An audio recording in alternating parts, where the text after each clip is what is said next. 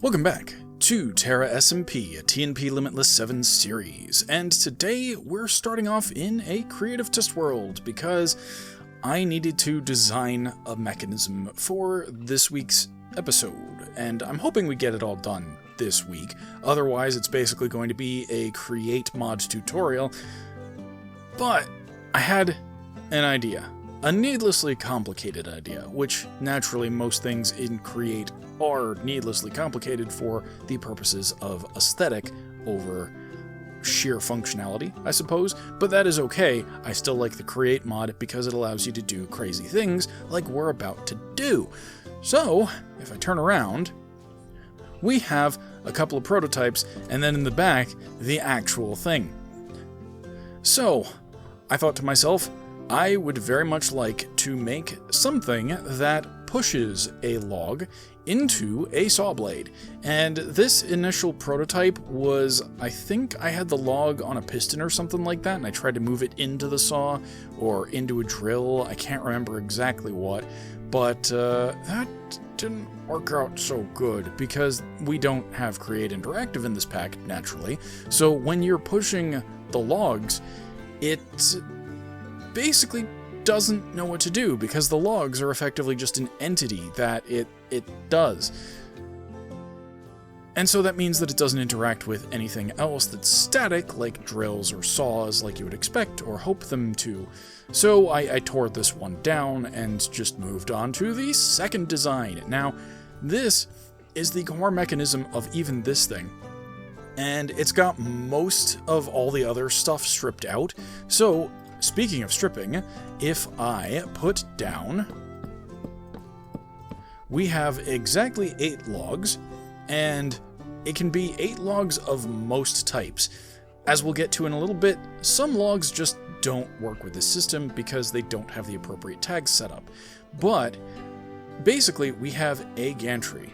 We also have a drill on that end, a deployer on this end, a cheeky chest, and then also a couple of funnels. Now, I don't know if it's 100% necessary to do it this way, but I found that putting 2 funnels back to back ends up suiting our purposes better because when I flick this lever, I think, and then this lever, you'll see that the drill starts breaking the log on that end.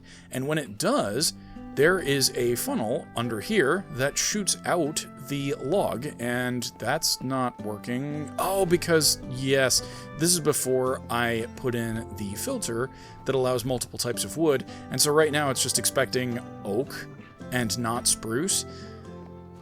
So I'm gonna toggle this the other way, and we're just gonna pick up all the spruce that it's gonna dump instead. There we go. Let's just get all of the spruce, make sure this is empty, and do this once more with oak. So if I put down 8 oak logs here, and I toggle this, it will start to break the oak, and then it will drop out the log from the funnel down below, go through the saw, and get picked up by these funnels on the contraption itself. That will immediately pass it through to the deployer, because this is all one contraption, which will then start putting down the logs in the same orientation as they had been. Now, I wanted this to be a relatively fast system, so that on this side, it is breaking the logs at, I want to say 64 RPMs, something like that. But then, due to the specific timings, it became an issue if I kept the gantry at 64 RPMs the entire way, because it would miss the last log or two, and then you would end up getting a hole over here, and that kind of breaks the whole point of the aesthetics. So with this layout, we have exactly the right spacing and timing to get 8 logs, strip them, and then output them on the other side.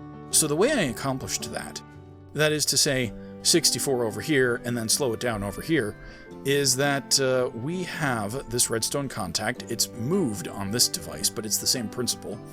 So we have the redstone contacts hooked up to this redstone link, and we just have a couple of toggle latches that toggle each of these adjustable chain gear shifts. Now, the neat property about chain gear shifts is that, adjustable chain gear shifts specifically is that if you power the one that is receiving the power, like the rotational input like this one, then it will double the output side. So if this one were on, this would be running at 64. Right now it's just running at 32. However, with this one on, the side that is not getting powered, this is actually stepping it down by half. So this is rotating at 16 RPMs. So that means that you have effectively got a very good way to get like RPM effectively quadrupling, like because we're cutting out the middleman. So that's a neat thing that you can do with adjustable chain gear shifts back to back like that. And I'm just going to reset this because even though I'm not really using this version anymore, somebody might find it useful down the road. And I'll also go ahead and turn the clutch off. And one more thing of note is that the wood was not flowing across fast enough just being output by the saw, so I put in a couple of fans at 128 RPMs. Now it has to specifically be 128 RPM, or in that general range, because at 256, the entity just goes straight through the funnels and does not catch them. Moving on to the finished version, or I should say that the mechanism itself is finished. I still need to put in a whole lot of aesthetic details, and I'll probably provide a blueprint of this with all of the aesthetic parts stripped out. But we have what's starting to resemble more of a sawmill. And specifically, I'm going for the sawmill in Skyrim. And if I have enough time, I'm totally going to play a little bit of Skyrim and go to, it's not Rorikstead, Ivarstead? It's like the very first village you get to after you escape the dragon in the very beginning of the game. And there is a sawmill there. And I don't know how many of you experimented with this, but you can go into the sawmill and you can load a log, which is theoretically on screen right now, and it goes and it cuts the log, and you can do that infinitely. And so I thought to myself, hey, I want to do something like that in Create. And so this is the solution I came up with. Now, you can see that we've got an input chest over here, and we have more of a filter that is designed to only allow logs that are not in Botania. And that's because Botania stripped logs do not have the forge stripped logs tag that I'm relying on to output them in the saw and the deployer. So we're not allowing Botania logs, and we're also only allowing specifically 8 as the count, because, well, that's what the prototype was made to deal with. Exactly 8 logs, no more, no less. So if we open this trapped chest, we have 8 Botania logs, which are not being allowed through, and we also have 1 mangrove log, which is not being allowed through because there's only 1 of them.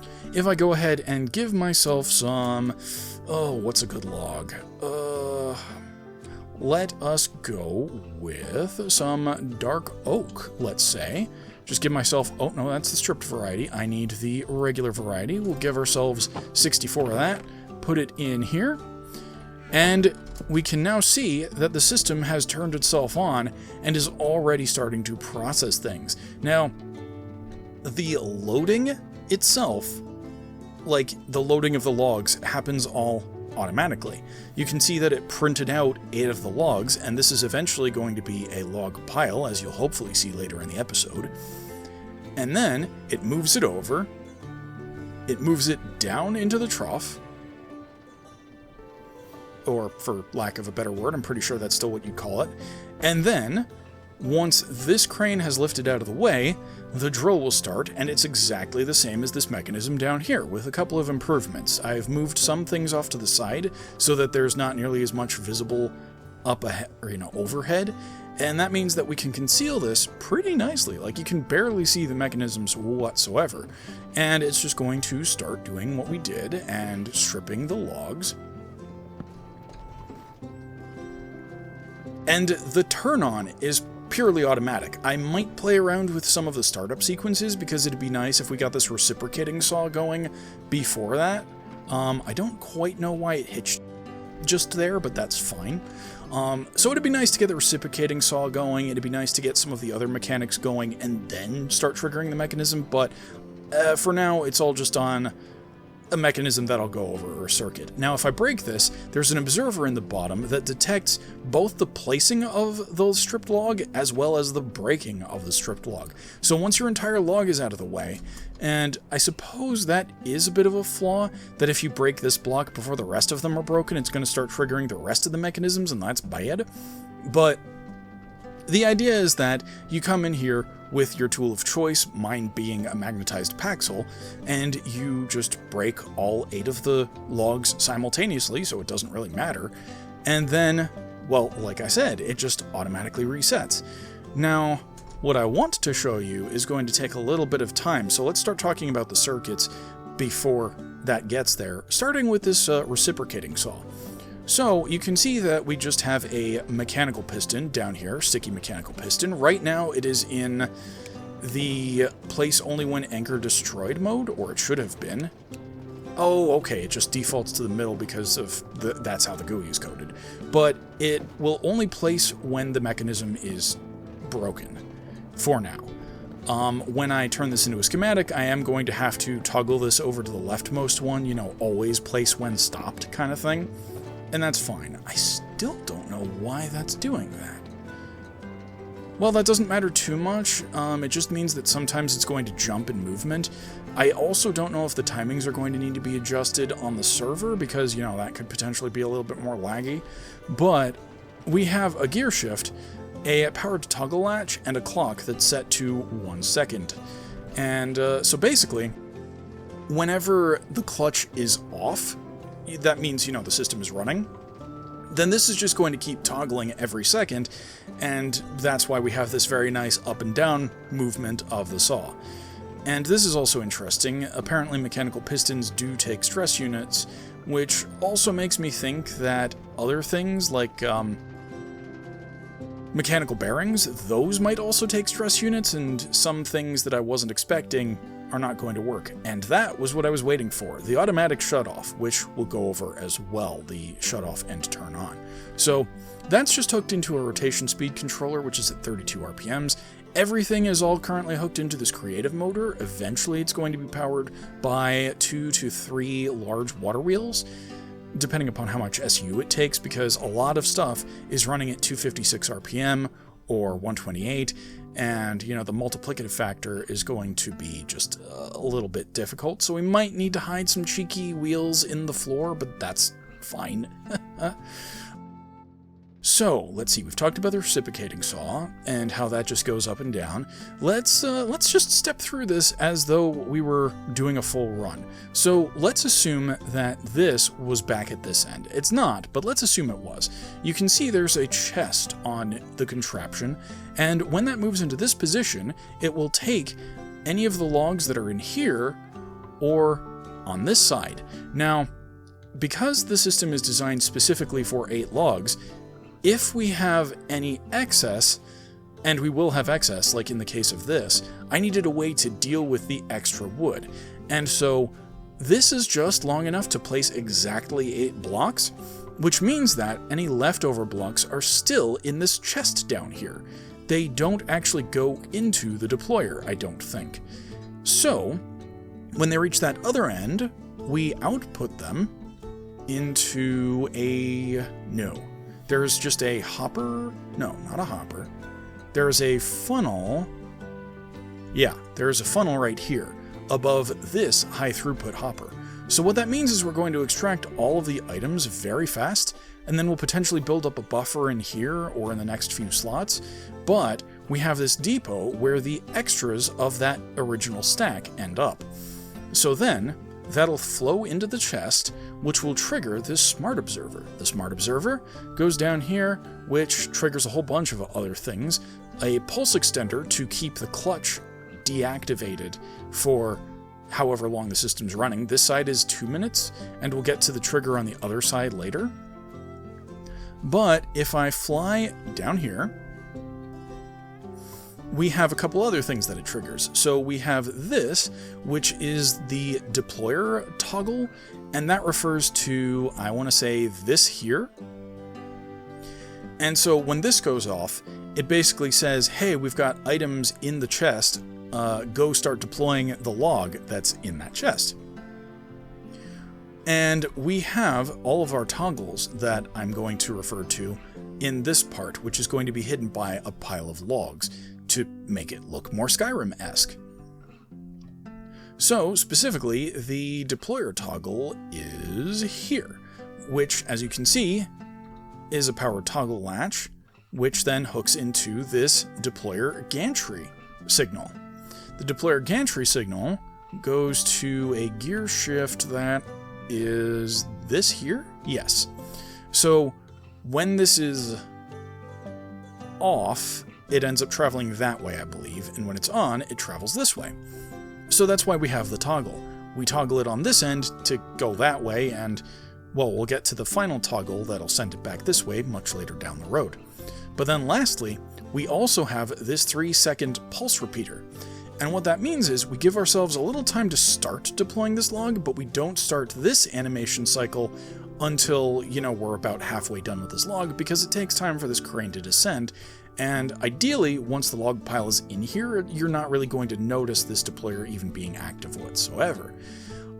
So then, that toggles this animation sequence. This animation sequence was a little bit of a pain to figure out. So, originally, I was trying to do a whole bunch of stuff in parallel. I tried using delays on all of these gear shifts, except for the very first one, which originally was over here, and I would later find out that that was a bad idea for sequencing.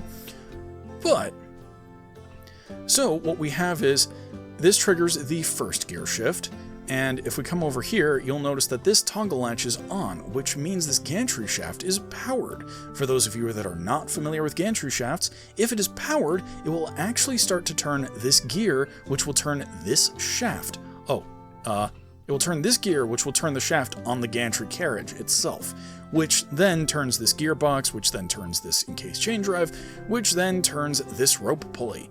And you'll notice I've got 2 rope pulleys here, but if we take a look at the jade at the top, you'll notice that this is an andesite casing and not an encased shaft. That is because if you have multiple rope pulleys attached to one contraption, you make sure that they are not both powered, and all of a sudden this one functions aesthetically as a rope pulley, but there can be functional issues where if you try to power 2 rope pulleys at the same time, you end up breaking part of your contraption when one stops but the other doesn't. Anyway, so this first gear shift lowers this whole crane because that is on, and it will pick up a log if it were here. Then, because of that contact point, it will trigger a sticker toggle, I think? No, it'll trigger the sticker on a 4-tick pulse repeater. So that gives this enough time to descend and then turn back into a physical object, and then it'll receive the 4-tick delay pulse to activate the stickers, and then this, which is extend for delay 10 ticks and then retract for, has enough time to pick up the logs and then immediately retract. It's very precise timing. And so again, I might have to adjust this, give it a little bit more of a margin on the server. But after it has picked everything up, you'll also notice that there is a 14-second delay, and then we get into some more funky redstone. So this gear shift is designed to move the gantry. It's designed to move the gantry down into the position above the trough, and then wait there for 23 seconds, which is about the animation cycle of putting the log down and then retracting the crane, and then move back to this end. So this is the only gear shift in the whole sequence that actually uses the delay option, but it is there, just so you're aware of it. In order to make sure that this actually moves the gantry and not the crane, we have this toggle latch. And so, after 14 seconds, this toggles, and then we have, I think, a 10-tick delay built into the gear shift so that it doesn't start trying to move while this is still in crane operation mode, for lack of a better term. And so, after it is moved down there, this 6-second delay allows us to, once again, toggle the latch, which flips it back into crane mode. And then we have another 10-tick delay because that's how we're doing the delays, as I explained on the previous one. And then it extends the piston, in this case the rope pulley, by 6 meters, it delays half of a second in order to drop off its log, or maybe this is a full second, either way, whatever. Then it retracts the rope pulley once it is dropped off the log. And then finally, it needs to come back, but we don't have another sequenced gear shift because the retract motion is on this sequenced gear shift. However, we still need to toggle this latch. So that's what this 21 second delay does. So we get a 21 second delay pulse, which toggles this back into movement mode, and then it moves off of the delay there. And then once it's back at this end, I give it 7 seconds just to be sure it's in the final position, and then toggle it back into crane mode. Now, you may have noticed this redstone link here, which is drill and toggle, if memory serves. So if we pop down here, drill toggle controls drill gantry. And much like this one, we have a gear shift that controls the direction of this gantry, and I think that's right in here, yes. There used to be a clutch here, but then I ended up taking it out because I wanted a universal clutch as opposed to a separate one. I figured it'd be easier doing that than to spam redstone links everywhere, but if I want to go into the modular turn-on phase, I might need to revert that change and basically put in a whole bunch of clutches so that I can say, hey, this clutch turns on at this time, and then this clutch turns on at this time, yada yada. But the toggle is here because the gear shift is right here. So basically what that says is that when the crane has dropped off the log, toggle the drill bit. And so in that sequence, we've just dropped off the log, the drill bit starts moving, and then it places everything, it gets to the other end, and I'm trying to think if there's anything else in this sequence over here that we need to talk about, or if the rest of the mechanism is kind of down here. And I think the rest of the mechanism is kind of down here. So imagine we have just placed this log. The switch that is here, based upon this observer, is now off. This goes to drill toggle, so move back the other direction. We don't want to move back the other direction until the log is gone. There are also a couple of other things that get triggered based upon that on this side. One of the things is turning on the clutch, which is what the saw OR gate is for frequency or whatever. This will turn the clutch on for 30 seconds. The other side, where if we get in items, we'll turn the clutch on for 2 minutes. So basically, the whole thing is designed to stay on while the cycle is active. And if you happen to leave a log here, as we have done, you can still start up the whole system, which I'm going to demonstrate. But for now, the other thing that this does, besides reset the drill gantry, is it also resets the deployer gantry. So, for instance, if I were to come over here and start putting more wood in, let's just say a whole stack of oak, if I were to do that, nothing's going to happen. You can see that the system hasn't actually really done anything, I don't think, because the chest isn't there. The observer isn't observing anything. The logs are in the high throughput hopper. But then, if I come over here and I hold down my vein mine and I break the blocks, you can see that everything starts into motion. The deployer goes back and it starts to deploy. The gantry here, the drill bit and the braking things for the saw, also resets itself. The crane spins into action, and it just resumes the cycle as if there was no interruption whatsoever. Now that is interesting. I guess that's sort of a priority thing, in that I think... How did that work? I guess that the hopper got priority because it was pushing blocks, as opposed to this, which is theoretically pulling blocks. So the oak went in first. And yeah, the dark oak lost the coin toss, I guess. So that explains why the oak is like that. Huh. I'm learning stuff about my contraption that I hadn't even tested before.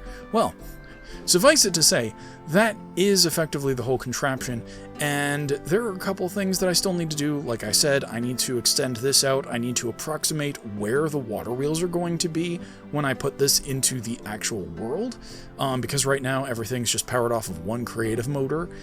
And then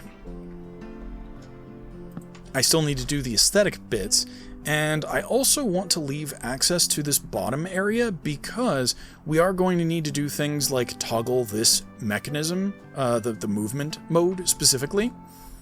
And we might also need to play around with some of the frequencies and filters that I think having underneath access is a good idea.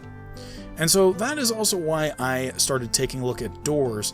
Rather than making my own custom door for every single thing that I want to do, I found this big pipe door that I think looks really cool and kind of goes with the dwarven aesthetic that we've got going so far. And I also think just as far as, it being leading into a maintenance area goes, that's also a good idea. And naturally, on the inside of the door, we'll have a couple of pressure plates to make it easier for us to close the door behind us. And also, this side of the door does kind of look more like it belongs on the interior of a maintenance area. So this is probably going to go on the bottom. Anyway, that is pretty much it for this mechanism. I'm going to make a copy of this after it's done processing the entire load. And then we are going to make a copy of this with less of the aesthetic stuff so that anybody who wants a schematic can have a schematic. You will need to adjust this for specific create mod packs or whatever, because I do use items in this design that, well, are in TNP Limitless 7 and I can't guarantee are in other packs.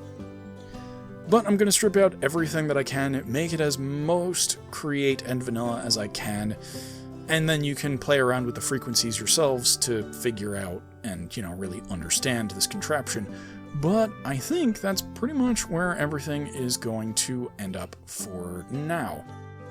Well, as you can see, we haven't quite managed to finish the build process yet in creative mode, and that's fine because I learned a couple of things while pasting this around to make sure that the blueprint was actually going to work across multiple regards. One thing is that a couple of the timer mechanisms that I'm using, they do paste in, unlike the elevator, which originally used some components that Create did not respect in whatever version is in Create Above and Beyond. But, so this one, we can actually paste in the clocks from Tiny Gates and the other sequencer that I'm using from RF Tools, I believe. And this is just a visual bug, because this is clearly not toggling every second like in the previous segment I said it does. So that means that this is effectively off, the clock is just spinning, and it shouldn't be. But that's fine, I'm okay with visual bugs, so long as functionally nothing happens.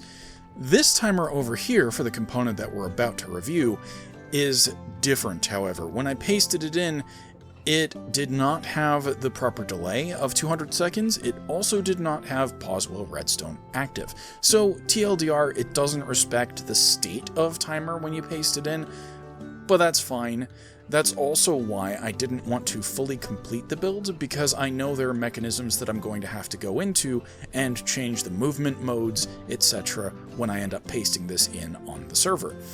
Now, let's get into this mechanism here. You can see that we've got more wood in the inventory because we're going to have to trigger the whole device.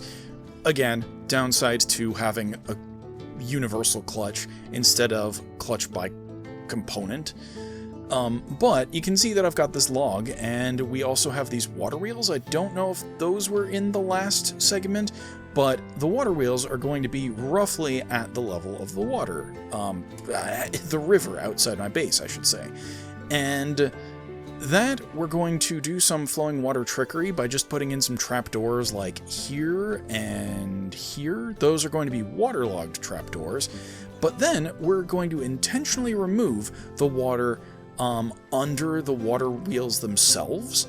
And so basically we're going to have flowing water in what appears to be a perfectly still river, and that's going to provide our power for the rest of the thing. Now, it is necessary to have 4 water wheels because this system basically maxes out with that.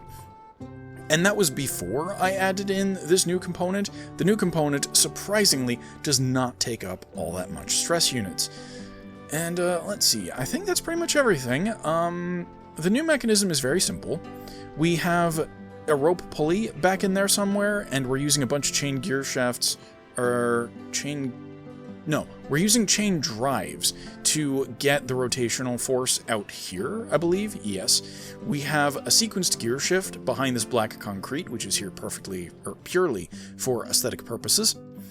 And so then, this clock goes off every 20 seconds, I believe, which triggers the animation that we're about to see. So let's go ahead and put some of these logs into the system, which will then start, and this... give it a little bit. First, it's programmed to ascend or pull the rope back by 5 blocks. And that was because rope pulleys do not have a lower limit. They'll just keep going until they collide with something. But then, after a brief period of time, it will then descend. So I programmed the ascent in first in case this stops partway through. Say the clutch stops while it's on the way down or on the way up. I didn't want the sequence to be go down 5 blocks and then up 5 blocks, because you would start to see it would begin to, for lack of a better term, precess downwards. And by having it go up 5 blocks first, no matter where it is in that animation cycle, it is going to get back to the top and then eventually go back down. And now the reason that we want this to be place only in the top position, or ideally never place unless anchor is destroyed, is because this is actually below the waterline. The log is now at the surface of the water, and so this is going to integrate into the rest of our build, because on the river we're going to have some logs just floating on top of it, or at the very least at surface level, because you can't really make them float. You can either pick above the surface by a block or on the surface, but that's about it. So I'm going to have this log come up from the surface of the water, and that's kind of a thing that happens with real mills, insofar as I'm aware. You float logs down the river, they get sawed, and then you have your product. So that's kind of just an extra little bit of simulation I added there. Unfortunately, that is all the time we've got for this episode, so I hope you enjoyed this video. If you did, be sure to like, subscribe, and click that bell to be notified, and as always, I'm looking forward to your feedback in the comments below. And with that, I will catch you on the flip side. Thanks for watching, everybody! In the upper left is the next video in the series, or a video you might like. In the lower left is the series playlist, on the right is my icon by which you can subscribe. Thanks again for watching!